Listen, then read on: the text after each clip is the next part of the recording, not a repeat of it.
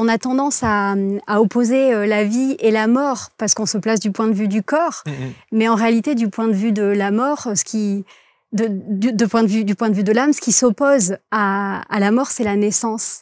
Et en fait, il y a ce passage d'âme à être incarné, puis la mort qui est ce passage d'être incarné à l'âme à nouveau, cette désincarnation et cette incarnation. Et quand on est en train de méditer, je pense qu'on est dans une connexion d'âme à âme. Bienvenue, voici une nouvelle rencontre que je vous propose au cœur d'une détente qui va peut-être évidemment vous faire, et je l'espère, et c'est sûr même, vous faire beaucoup de bien. On va méditer au fil des semaines pour réenchanter, et notamment la grossesse, mesdames. Et puis je pense que par voie de conséquence et de rayonnement, évidemment, messieurs, ça vous concerne, et les enfants aussi. Bref, c'est Sandra Ambos qui est installée sur les canapés. Bonjour Sandra. Bonjour Marc. Merci infiniment d'être là. Vous êtes une enchanteuse. J'aimerais. En tout cas, au vu du podcast et du nombre d'écoutes, vous réenchantez un petit peu les choses. Oui, je pense que c'est une partie de ma mission. Ouais. De réenchanter, d'amener un petit peu de sens, de remettre un peu de magie et de sacré dans la naissance en particulier. Parce qu'il y a eu cette médicalisation dont on a eu besoin et qui est probablement source de sécurité, mais qui nous a fait perdre un peu de vue aussi l'essence de ce qu'est la naissance. Et ce qui me tient à cœur, c'est de remettre un peu de magie, remettre un peu de sens et ouvrir un peu au mystère de la naissance. Ouvrir au mystère de la naissance. Alors, vous êtes une maman, évidemment, par 2 fois. Voilà, magnifique, les enfants vont bien. Les enfants vont bien. Vont très bien.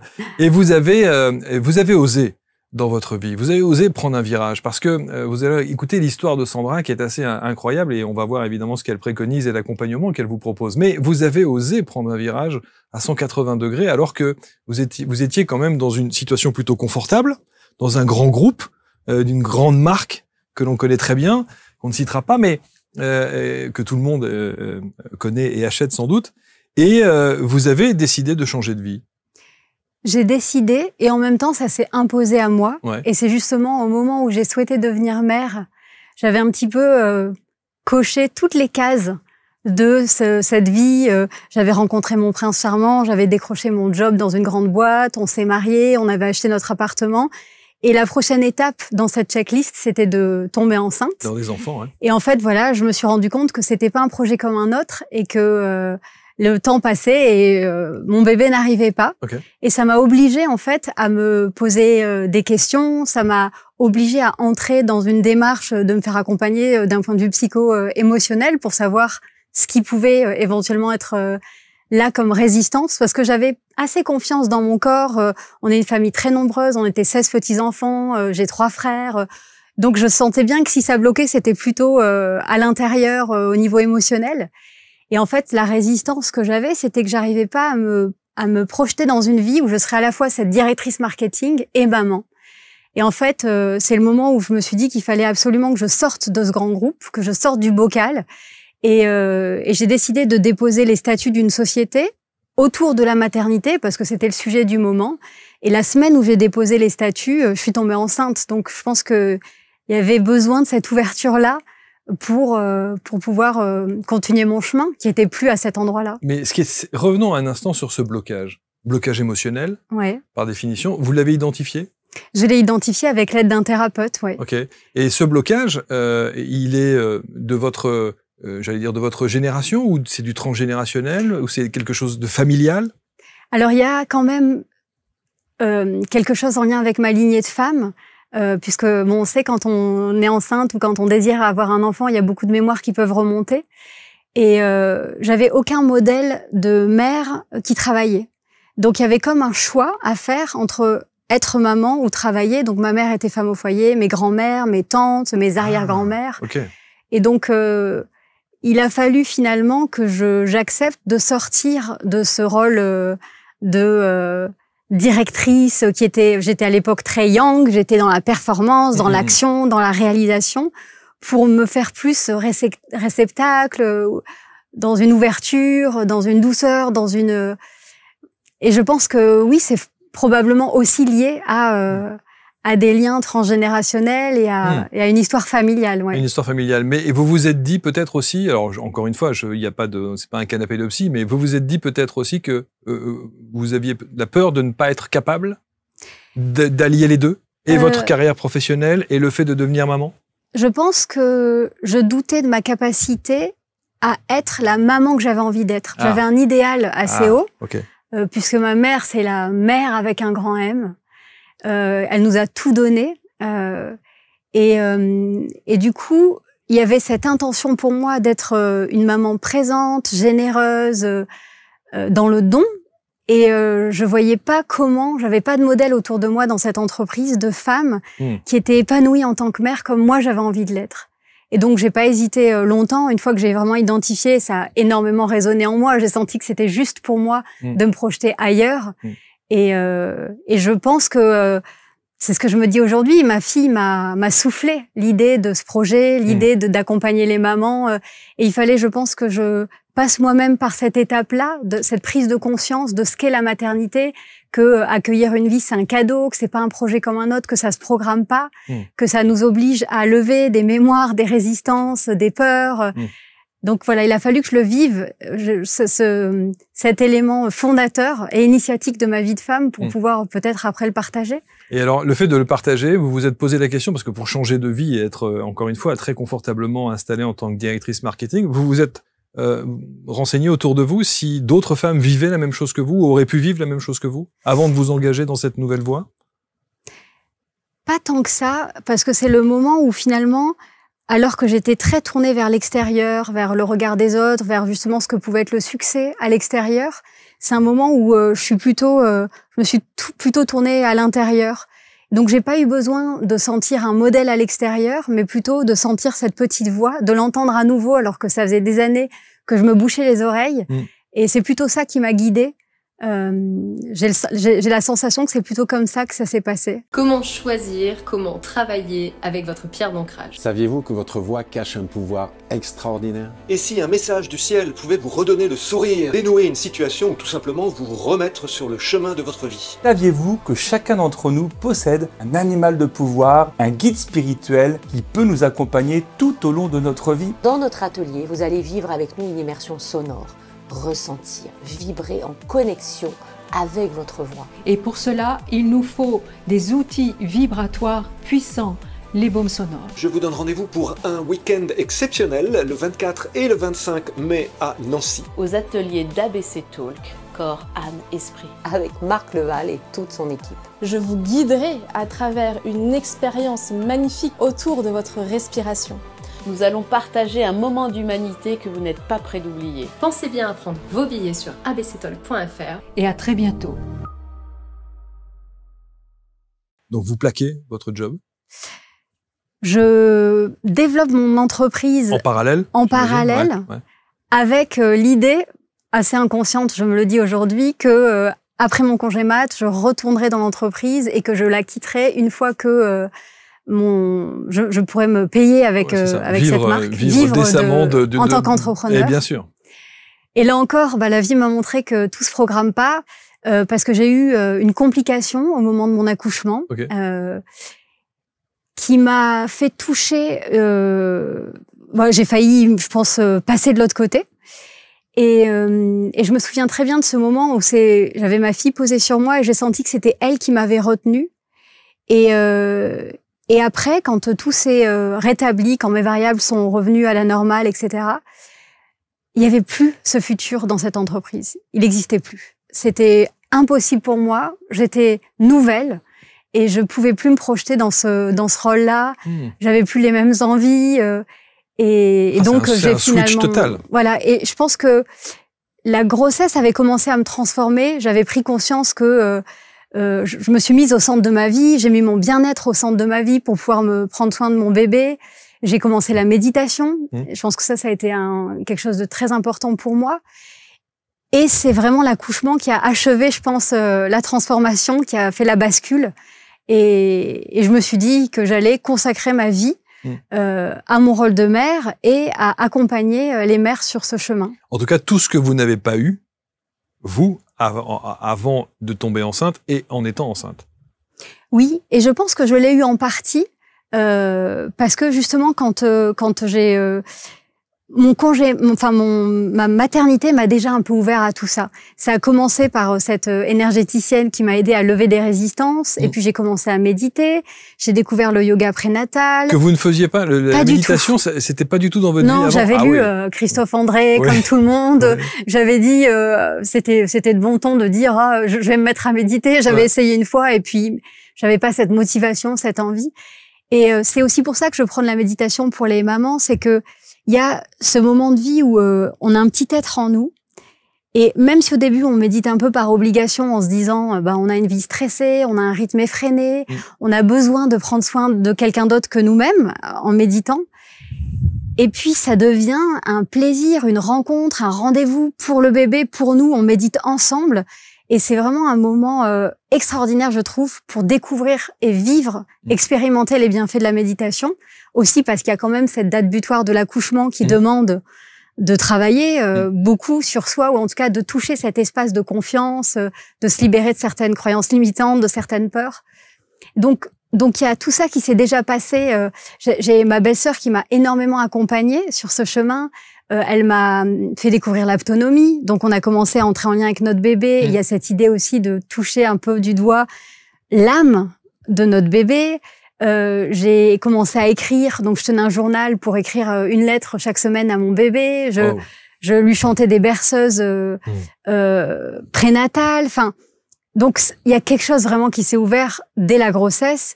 Et je pense que si mon accouchement avait été un accouchement plus classique, si ça avait été comme certaines femmes le prônent, ou en tout cas les réseaux sociaux, une performance, et que mon accouchement s'était déroulé plus facilement, j'aurais peut-être pas osé faire le grand saut. Et j'avais besoin de toucher cette vulnérabilité, cette essence pour vraiment sauter le pas.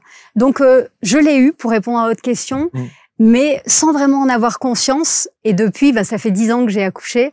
J'ai beaucoup lu, j'ai été entourée de beaucoup d'autres mamans, et voilà, j'ai eu envie de condenser ce que j'avais appris pendant ces 10 années pour l'offrir à ma fille. Je me dis, si un jour elle a envie de devenir maman, j'ai essayé d'y mettre tout mon cœur de maman, et puis peut-être à plus grand.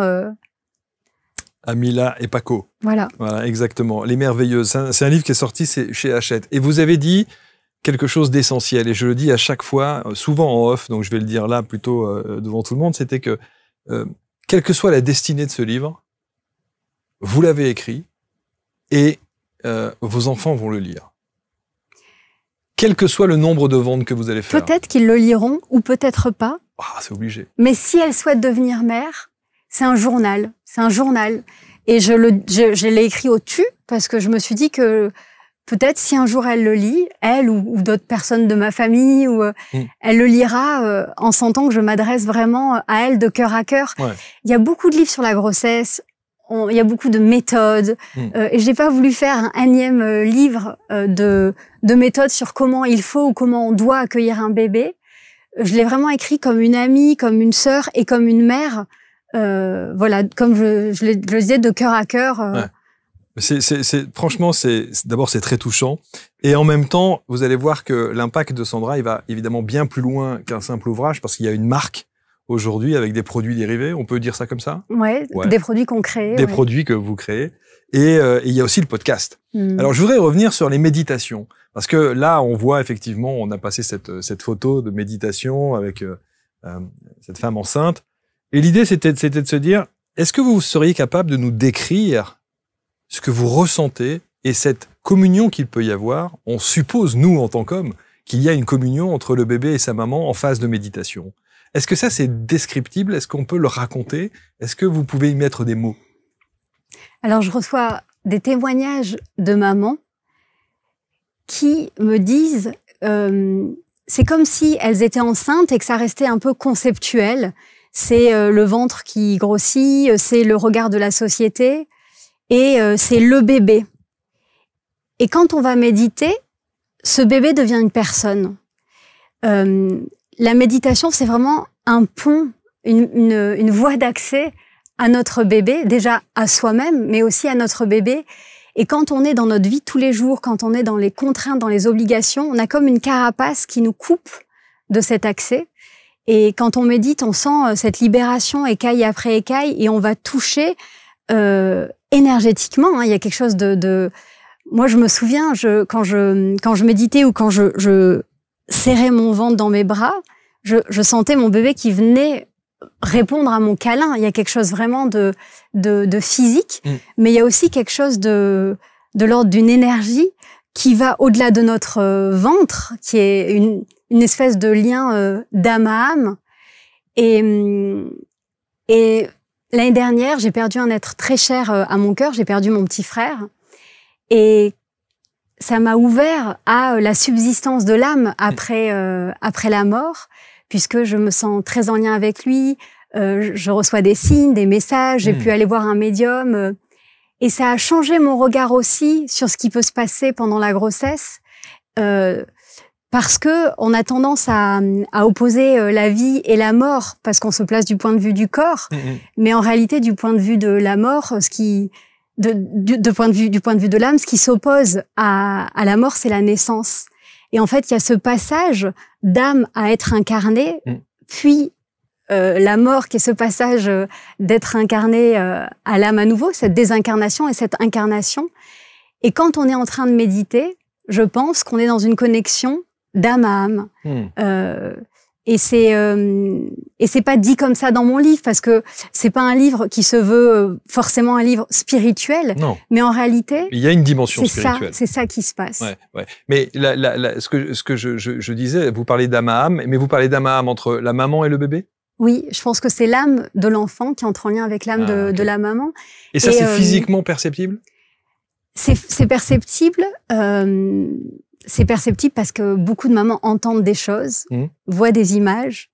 Beaucoup de mamans me racontent que pendant une méditation, elles vont entendre le prénom de leur bébé. C'est-à-dire que le bébé souffle à la maman son prénom. Sans qu'elle l'ait déterminé avant? Sans qu'elle l'ait choisi. Choisi avant? C'est-à-dire que le prénom s'impose.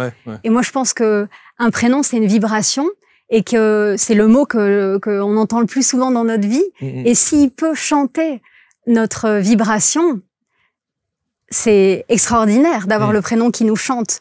Et je pense que certains bébés profitent de ces moments d'ouverture et de ces rencontres pour souffler un prénom. Parfois, ils soufflent des idées d'accouchement. Il y a des bébés qui soufflent à leur maman qu'ils souhaitent accoucher dans l'eau, par exemple.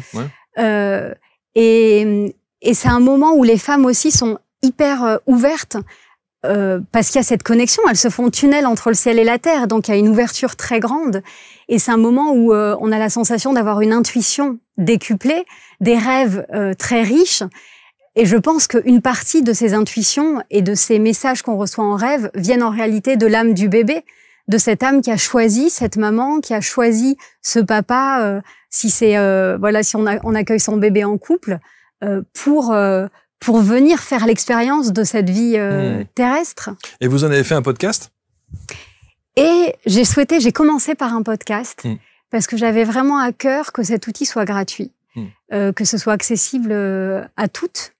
Et vous parlez, et ça s'appelle Naissance d'une maman. Naissance d'une maman. Et c'est ça qui est extraordinaire. C'est la naissance du bébé et en même temps cette naissance d'une maman que vous mettez en parallèle comme ça. Parce qu'on pourrait se demander, on ne naît pas maman. On ne naît pas maman, on le devient, c'est ça? On le devient. Oui, je pense que c'est un apprentissage. Je pense que c'est... j'ai la sensation qu'on grandit à notre rôle de mère en même temps que notre bébé grandit à l'intérieur de nous et qu'on continue à grandir en tant que mère avec nos enfants parce qu'une fois qu'on est mère, on l'est pour toujours. Même ma mère aujourd'hui, qui a perdu son petit garçon, elle restera pour toujours sa maman. Bien sûr. Et en fait, le jour de l'accouchement, il y a un bébé qui naît et il y a une maman. Il y a, on va dire, même un bébé-maman qui naît à ce moment-là. C'est ça. Et c'est vrai que c'est un moment où on est obligé de se redéfinir. Je parle de naissance parce que c'est un moment où tous nos repères changent, notre lien à notre corps, notre relation à notre travail, notre couple, notre place au sein de notre famille, notre vision du monde, de la société, on se pose aussi des questions peut-être plus spirituelles. Tout change en nous et donc on est obligé de se redéfinir. Et on renaît à nous-mêmes quand on devient maman. Et pour moi, plutôt que de subir cette transformation dans la douleur, il y a un appel pour vivre cette transformation en se disant c'est un moment de vie unique qui va nous permettre de nous poser des bonnes questions pour nous rapprocher de nous-mêmes et se demander qui je suis vraiment, qu'est-ce qui est vraiment important pour moi.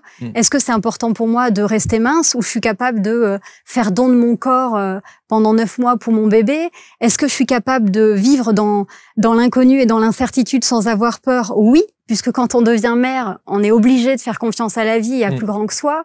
Il y a quelque chose aussi de l'ordre de la sororité qui naît à ce moment-là, qui est pas... c'est pas évident. Moi, pour avoir connu le grand groupe entre femmes et tout ça, c'est pas tout le temps de la sororité. Et quand on devient mère, ça ouvre aussi ça. Moi, je trouve que c'est... je suis très heureuse d'être née femme parce que ça m'a ouvert à moi-même. Et c'est ce que j'espère à travers le podcast, le livre, c'est de permettre aux femmes de se mettre au centre de leur vécu de la grossesse et de ne pas se considérer simplement comme des patientes dans un système médical. On n'est pas que des patientes, on est aussi créatrices à ce moment-là, et c'est un cadeau. Et voilà, en remettant un petit peu de magie, de sacré, de mystère dans la naissance, on se permet aussi de se découvrir et de vivre une expérience de manière plus pleine, plus sereine et peut-être avec plus de gratitude. Le podcast, notez, ça s'appelle Naissance d'une maman. Alors aujourd'hui, à l'heure où le livre est sorti, il y avait 300 000 écoutes, mais aujourd'hui, vous êtes à bien plus, j'imagine. On est à plus de 600 000 et on espère le million. Cette année, parce qu'on a fait 300 000 écoutes l'année dernière. C'est magnifique. Alors, ce podcast, donc, il naît de cette manière-là. Qu'est-ce que vous y intégrez dans ce podcast ? Pour le présenter à ceux qui ne le connaissent pas encore. Donc, ce sont vraiment des méditations. Des méditations gratuites d'une 20aine de minutes sur des thèmes en lien avec la maternité, depuis le désir d'enfant. Donc, il y a des méditations pour appeler son bébé, il y a des méditations pour accueillir un test de grossesse négatif quand on souhaite devenir maman, des méditations pour aimer ce corps même s'il nous offre pas ce qu'on voudrait encore. Et ça va jusqu'au postpartum, rencontrer son bébé, méditer en allaitant son bébé, accueillir ce nouveau corps de jeune maman. Et puis au milieu, il y a bien sûr la grossesse, l'accouchement. Le plus grand nombre d'écoutes sur ce podcast, c'est les méditations autour de l'accouchement. Parce que c'est pour les femmes un événement fondateur, un événement qui est souvent source de peur, d'appréhension, avec toutes les histoires qu'on nous a racontées, que ce soit dans notre famille ou ce qu'on voit autour de nous. Et à travers la méditation, il y a cette possibilité-là d'observer nos émotions, de se libérer de certaines peurs, d'apprendre à faire confiance à ce corps et tisser ce lien avec ce bébé, parce que je suis convaincue que c'est par ce lien d'amour avec notre bébé qu'on va trouver le courage de sauter et de vivre l'intensité de la naissance pour le rencontrer enfin. Comment est-ce que vous écrivez et narrez ces méditations ? Alors, souvent, je les reçois. Comme une canalisation ? Alors, je sais pas si je parlerai de canalisation, mais en tout cas, je lis beaucoup autour de ce thème. Donc, j'ai la connaissance à la fois biologique et aussi, il y a beaucoup de livres spirituels autour de la naissance. Et ensuite, au début, j'avais défini une trame de ces moments clés. Et puis finalement, ce sont les mamans elles-mêmes qui viennent souvent me dire « J'aimerais une méditation sur ce thème ». C'est pour ça qu'il y a des méditations sur des thèmes très précis. Un jour, une maman m'a dit « Je me sens coupable parce que j'ai appris que mon bébé était un garçon et je rêvais d'accueillir une fille. Et depuis, je fais que pleurer, pas seulement parce que je suis déçue, mais aussi parce que j'impose à ce bébé de ressentir ma déception. » Donc voilà, il y a des méditations sur des thèmes aussi précis que ça qui viennent de témoignages de mamans. Mais ce qui est intéressant, c'est de savoir la source de votre inspiration. Et que d'ailleurs vous avez du mal à définir, parce que moi j'ai osé dire canalisation, et vous dites je sais pas trop si c'est de la canalisation. Alors, mais en tout cas ça vient bien de quelque part. Oui, je pense que j'ai une âme et un guide qui m'aide énormément. Je pense que c'est ma mission. Je pense que je suis là pour faire ce pont entre le ciel et la terre, là où les médiums vont faire le pont entre le ciel et la terre sur la vie après la vie. Moi, j'ai la sensation que je suis là pour faire entendre la voix de ces âmes. J'ai lu un livre qui m'a bouleversée, qui a transformé ma vision de la naissance, qui s'appelle Les 9 marches, qui a été écrit par Anne Givaudan et Daniel Meroy, et qui explique le processus de l'incarnation de l'âme. Oui. Et dans ce livre, il y a une phrase qui a donné naissance à ce podcast. Et cette phrase, c'est donc l'enfant à naître qui dit « Dites-leur que même 15 minutes par jour suffirait. J'ai besoin de 15 minutes par jour en lien de conscience avec mes parents. » J'ai lu cette phrase et je me suis dit « Ok, c'est ce que je vais faire. Je vais offrir à ces âmes, au ciel et à ces âmes sur terre, l'âme des mamans, ces 15 minutes de connexion dans lesquelles ils pourront vivre cette communion de corps à corps, cette communion d'âme à âme, qui va leur donner la confiance nécessaire pour plonger d'un côté et de l'autre. Parce qu'on parle de l'accouchement, mais Frédéric Le Boyer a dit ce n'est pas la femme qui accouche, c'est l'enfant qui naît. C'est peut-être un peu des deux quand même. Un peu, oui. Mais on parle beaucoup du choc que peuvent ressentir les âmes au moment de mourir, mais le choc de cette âme qui vient au monde, bien sûr, qui passe de cet environnement de plénitude, de chaleur, de lien à sa maman, à un environnement froid, vide, où il y a la gravité, où il y a des lumières, des bruits, la séparation. C'est un énorme choc pour ces âmes qui arrivent sur Terre. Et j'ai l'impression que c'est une partie de ma mission d'adoucir cette arrivée sur Terre, d'adoucir le passage, cette incarnation des âmes sur Terre. Et j'ai la sensation d'accueillir d'accompagner à la fois les mamans et aussi d'accompagner leurs bébés. Et que c'est ce que je suis venue partager. Vous vous rendez compte du cheminement entre là où vous venez et aujourd'hui? C'est incroyable quand même. C'est des univers complètement opposés. Oui, et en même temps, je suis pleine de gratitude pour ce que j'ai fait avant parce que j'avais besoin des clés de l'entrepreneuriat, j'avais besoin des clés du marketing et de la communication pour que mon travail ait une portée, pour que mon travail soit connu, reconnu. Il y a quand même une partie d'image. Et j'avais besoin d'avoir ces clés-là pour pouvoir diffuser au plus grand nombre. Alors, sur les podcasts, quel retour vous en avez? Que vous disent ces mamans qui vous écoutent au travers de ces méditations? Qu'est-ce qui revient le plus souvent? Il y a quelque chose d'assez touchant pour moi parce qu'elles sont souvent dans la gratitude. Et alors, c'est aussi parce qu'à côté, j'ai une marque et je vends des produits. Et quand une cliente revient vers une marque, c'est souvent qu'il y a un problème pour un SAV. Ça, c'est le marketing grand groupe qui parle. Voilà. Ouais. Alors que dans ce podcast-là, quand une maman, et elles viennent chaque semaine, si c'est pas chaque jour, m'écrire, vient vers moi, c'est pour me dire merci.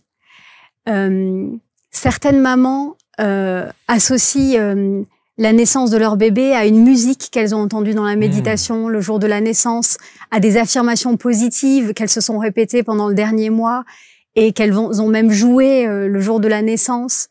Là, il y a une maman qui m'a écrit ce matin. Alors, comme c'est arrivé ce matin, je me dis peut-être pour que je le dise. Elle a médité au 7e mois de sa grossesse et elle a vu son enfant tel qu'il est né. Elle a vu ses traits, elle a vu son regard, elle a vu... Et elle me dit, cette rencontre pendant la méditation a été aussi puissante pour moi et aussi extraordinaire que la rencontre réelle avec son bébé. Je reçois des témoignages de mamans qui me disent que les méditations s'accompagnent de larmes et que d'abord, c'est des larmes un peu peut-être de culpabilité à l'idée de se dire mais comment j'ai pas médité avant, pourquoi j'ai pas offert ça avant à mon enfant, pourquoi je me suis pas offert ça. Et puis après, ces larmes, elles se transforment et au fil des méditations, ça devient des larmes de joie. Et c'est vraiment des rendez-vous qu'elles vivent avec leur bébé. Et je crois, j'aimerais bien faire des études cliniques. J'aimerais bien montrer que la méditation pendant la grossesse permet de diminuer le stress postpartum, que ça permet de vivre une naissance plus sereine, quelle que soit d'ailleurs la manière dont on accueille son bébé. Je prône pas l'accouchement physiologique, naturel. Dans mon livre, je parle de césarienne, je parle de péridurale. En fait, ce qui m'importe, c'est le vécu de la naissance. Et ce que je vois, ce que je constate à travers les témoignages de femmes, j'organise aussi régulièrement des ateliers en visio ou en présentiel à Paris, je vois que ça leur permet d'améliorer leur vécu de la grossesse, du désir d'enfant, de ce temps de l'avant qui existe aussi. Parce qu'à la fin, ce qui reste, c'est ça, c'est le vécu. C'est pas est-ce qu'on a accouché par voie haute ou basse, c'est pas en combien de temps on a accouché. Il nous reste une émotion, une sensation.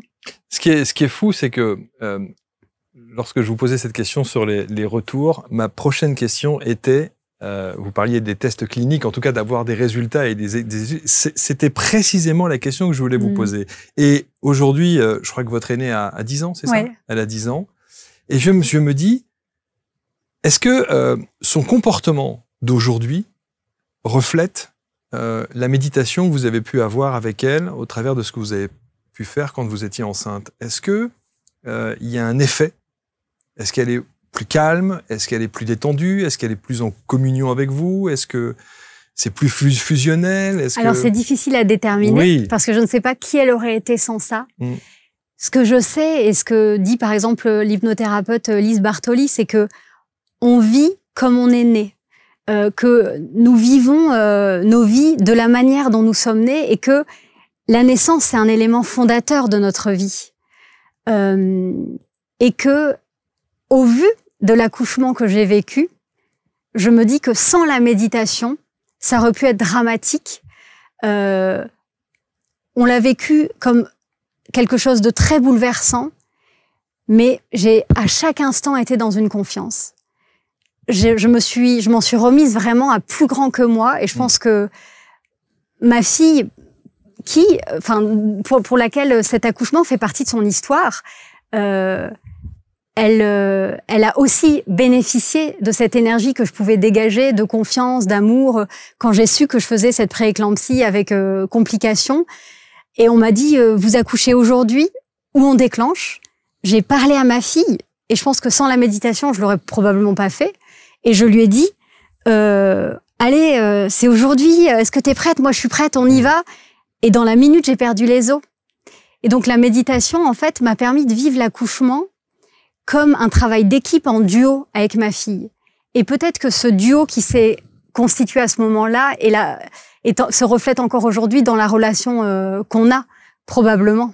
Que ça a allégé en partie l'histoire que doit aussi porter ma fille par rapport à cette naissance qu'elle a vécue. En tout cas, ce qui est intéressant, Sandra, c'est de se rendre compte à quel point, au travers de ce que vous préconisez dans ces fameux podcasts, qui sont aujourd'hui, je rappelle quand même, suivis par des centaines de milliers de personnes, et ça, c'est des femmes. D'ailleurs, est-ce que vous avez des statistiques sur qui vous suit? Est-ce que des hommes peuvent écouter Alors, les podcasts? Il y a quelques épisodes pour les hommes. Il y a notamment un épisode où la maman s'allonge, elle met sa musique. Et c'est une méditation pour le papa ou le conjoint ou la conjointe d'ailleurs, qui fait une méditation pour rentrer en lien avec son bébé. Et il y a aussi des méditations à faire à 3, maman, papa et bébé, ou papa ou maman ou deuxième maman. C'est souvent le cas aussi. Aujourd'hui, je reçois beaucoup de témoignages de 2 mamans. Et du coup, il y a quelque chose d'autre qui se crée à 3. Et c'est marrant parce qu'il y a une maman qui me disait, après avoir fait une méditation, elle était allongée avec son mari et ils se sont endormis. Et le lendemain matin, tous 2 avaient reçu en rêve le même prénom, le prénom de leur bébé. Magnifique. Donc quand je me dis, quand il y a cette connexion en trio, c'est peut-être encore plus puissant. Et puis pour le bébé, se sentir accueilli par 2 êtres, un cadeau. C'est très fort. On parlait de Mila et Paco parce que vous les citez évidemment, c'est pour ça que je me permets de donner leur prénom. Ce sont deux prénoms que vous avez eus au travers des méditations? Alors Mila, je l'ai eue à 15 ans. J'ai rencontré une petite fille de ma classe qui s'appelait Mila. À l'époque, je vivais en Afrique avec mes parents. Et coup de cœur, je me suis dit, ma fille s'appellera Mila. Et Paco, on a entendu son prénom en lisant, on était à 3, on lisait une histoire à ma fille. Et c'était l'histoire d'un petit Paco. Et on avait plein d'idées de prénoms, mais d'idées qui venaient du mental. Et on lisait une histoire à ma fille. On a vu ce petit prénom-là. On s'est regardé. Évidence. Et je pense que, en fait, il nous le souffle parfois dans l'oreille intérieure, mais aussi parfois à travers une chanson, à travers un nom qu'on va voir sur un générique. En fait, ils utilisent des moyens pour nous faire des signes en fonction aussi de qui on est et de voilà, ça peut être un livre. C'est assez amusant de voir comment ils nous envoient leurs messages. Alors ces méditations, par définition, et vous l'expliquez très bien, c'est que elles sont faites avant la naissance de bébé, pendant la grossesse, évidemment. Est-ce qu'on peut les continuer après? Oui, et je recommande parce que c'est vrai que la période du postpartum, c'est une période bouleversante. Et oui. Et il y a ce moment de la grossesse où tout est centré autour de nous, et puis d'un coup, hop, il y a notre bébé et toute l'attention va sur notre bébé. Et on a quand même besoin de remplir son arrosoir. Bien sûr. Parce que c'est toute l'eau qui débordera qui pourra nourrir notre bébé. Et pour moi, la méditation, c'est une vraie manière de remplir cet arrosoir intérieur. Donc, il y a des méditations pour reprendre son souffle. On peut même méditer en allaitant son bébé. Donc, continuer à méditer à deux. Des méditations pour des méditations de bienveillance aussi pour la nouvelle maman que l'on est. Des méditations où sont des scans corporels pour nous aider aussi à nous endormir peut-être plus facilement et avoir un sommeil plus réparateur parce qu'on sait qu'il peut être assez entrecoupé pendant les premiers temps. Donc, en tout cas, moi, j'ai réussi à continuer la méditation après la naissance de mes enfants. Et c'est devenu vraiment un rituel. Ah oui. Ma respiration. Et même si c'est 10-15 minutes par jour, j'invite vraiment les mamans à continuer à s'offrir ce temps. Et si on se l'offre pendant le postpartum, si on arrive à trouver 10 minutes pendant le postpartum, je pense qu'on peut trouver 10 minutes toute sa vie. Et vous avez là aussi des témoignages justement parce que ce phénomène du postpartum, c'est vraiment quelque chose, c'est une vraie souffrance pour le coup. Il y a des femmes qui ont suivi vos méditations pendant cette période-là et qui véritablement se sont senties soulagées? Oui, bien souvent, ce sont des femmes qui ont déjà écouté les méditations pendant la grossesse et l'accouchement. Okay. Et il y a peut-être une dizaine de méditations pour le postpartum. Et souvent, elles reviennent vers moi, elles me disent « on en veut plus ». Oui. Donc, c'est mon prochain projet. J'aimerais bien, de la même manière qu'il y a ces 44 méditations à écouter pendant la grossesse, j'aimerais bien proposer aux mamans une quarantaine de méditations dans lesquelles elles viendront puiser en fonction de ce qu'elles ont envie ou besoin de vivre. Et alors, juste sur la production de ces méditations, parce que je sais que vous n'aimez peut-être pas nécessairement, en tout cas, je ressens le fait que vous n'ayez peut-être pas l'envie ou le désir de nous dire cette canalisation, comment est-ce qu'elle vous arrive, mais il y a beaucoup de montage? Ou est-ce que c'est c'est un jet comme ça et ça vous arrive et vous sortez la méditation telle que vous la ressentez? Alors, c'est de l'écriture. J'écris, en fait.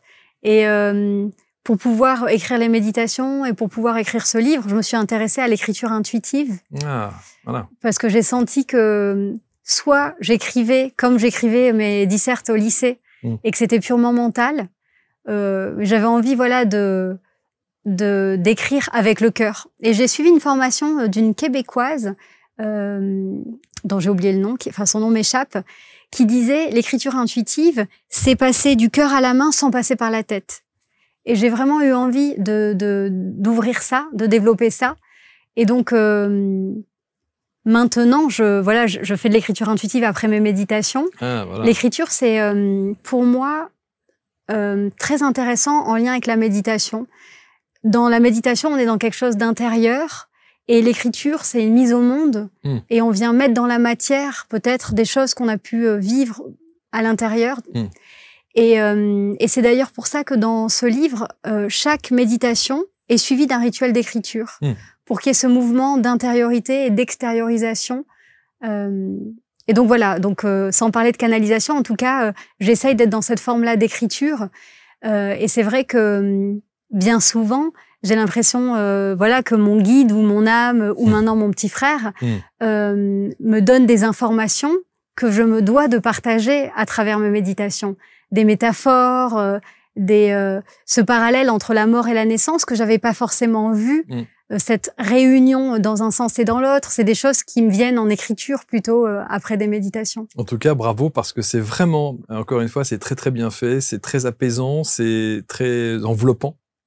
Et ça permet peut-être aussi aux femmes et aux hommes, aux couples, de se sentir accompagnés, réconfortés dans l'arrivée de bébés.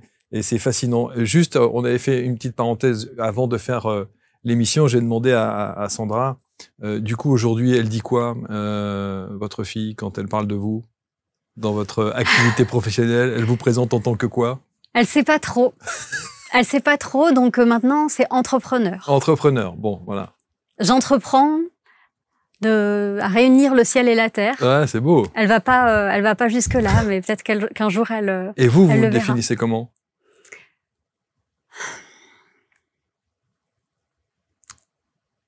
Ah, je sais pas, je dirais peut-être... c'est pas évident comme question. Est-ce qu'il faut coller une étiquette? Ah, mais ça, on aime bien en France. On est champion du monde de ça. Mais quand vous croisez quelqu'un et que vous dites qu'est-ce que vous faites dans la vie, vous répondez quoi? Alors, je réponds que je m'occupe du bien-être des mamans et que j'accompagne le passage de la femme à la mère. Mais en vérité, j'ai l'impression d'accompagner l'arrivée des âmes sur la Terre.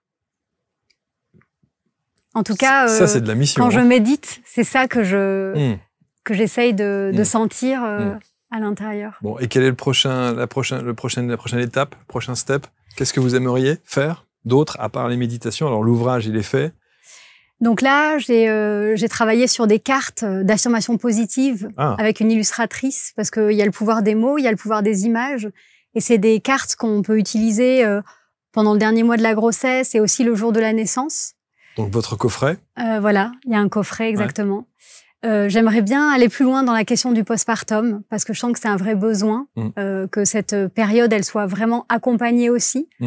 Et puis, c'est vrai que les idées viennent aussi avec mes enfants qui grandissent. Donc, je travaille sur des méditations pour les enfants, pour accompagner notamment ce moment du coucher, cette séparation qui peut être difficile, qu'on soit tout petit ou là, ma collégienne, voilà, l'entrée au collège, c'est une séparation. Et du coup, j'ai ressenti le besoin de lui écrire quelques méditations. Et puis, j'ai écrit un conte pour les enfants sur le pouvoir enchanteur des émotions. Donc, on est toujours autour de l'enchantement. Voilà, que j'aimerais voir édité cette année. Fabuleux. Alors ça, on va en reparler. Mais c'est vraiment exceptionnel. Je vous invite vraiment à lire cet ouvrage, donc Merveilleuse.